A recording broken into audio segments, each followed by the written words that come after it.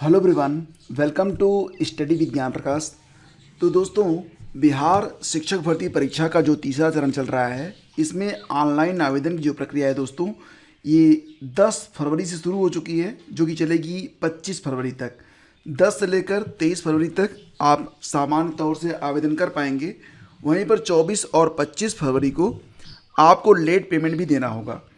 तो फिलहाल last date 25 फरवरी आप मान के चल सकते हैं।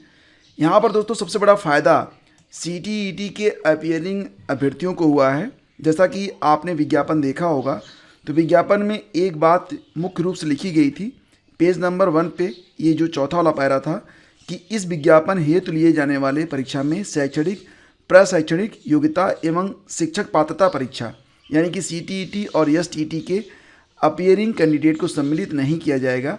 तो फिलहाल फ्रेंड्स, अब CTET का जो रिजल्ट है ये आ चुका है। तो फिलहाल अब जो अभ्यर्थी हैं CTET 2023 दिसंबर सेशन के, वे लोग भी इस परीक्षा में शामिल हो सकेंगे। 10 फरवरी से 25 फरवरी तक आवेदन है और फिलहाल आज अभी तारीख 16 फरवरी है। तो जितने भी लोग CTET में अपीयर हो रहे हैं, वे लोग, अब रिजल्ट आ चुका है, तो ऐसे लोग भी अब परीक्षा में बैठ सकेंगे। तो CTET वालों के लिए तो ये तो एक लॉटरी लगने जैसी बात हो गई है, उनके लिए काफ़ी फ़ायदा हो गया है।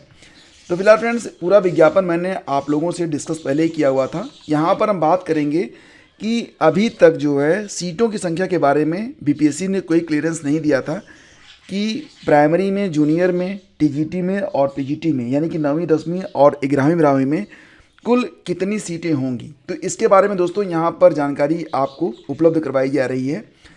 तो अगर आप देखेंगे फ्रेंड्स, तो जो ऑफिशियल वेबसाइट है, इस पर तो फिलहाल कोई भी अपडेट नहीं है, लेकिन न्यूज़पेपर के माध्यम से हमको पता चल रहा है कि तो दोस्तों यहाँ पर हमें पता चल रहा है कि कुल 86,474 शिक्षकों की जो भर्ती है वो तीसरे चरण के अंतर्गत की जाएगी। तो पदों की संख्या बहुत ही शानदार है, 86,474। शिक्षा विभाग ने सामान्य प्रशासन को भेजी है इसकी अधियाचना। मार्च में परीक्षा होगी, 7 से 17 मार्च के बीच में। तो दोस्तों यहाँ पर किस परीक्षा के लिए कितने पद हैं? प्राइमरी के लिए यानी कि पहली से 5वीं के लिए कुल 28,026 पद हैं। छठी से 8वीं के लिए यानी कि जूनियर में कुल 19,057 पद हैं। 9वीं 10वीं में 17,018 पद हैं और 11वीं 12वीं में कुल 22,373 पद हैं। कुल जोड़ दिया जाए तो 86,474 पद यहाँ पर हो रहे हैं। तो बिहार लोक सेवा आयोग द्वारा तीसरे चरण में 86,474 पदों पर शिक्षकों की नियुक्ति होगी। इनमें सबसे अधिक 28,026 पद प्राथमिक शिक्षकों के हैं, यानी कि अभी तक ये माना जा रहा था कि सबसे ज़्यादा जो पद होंगे वो 11वीं 12वीं में होंगे, लेकिन सबसे अधिक पद यहाँ पर प्राइमरी में निकल के आ रहे हैं, जो कि कितने हैं? 28,026 पद हैं। इसको लेकर शिक्षा विभाग ने गुरुवार को सामान्य प्रशासन विभाग को अधियाचना भेज दी है। जल्द ही आयोग के पास इन पदों की सूची सामान्य प्रशासन की ओर से भेज दी जाएगी।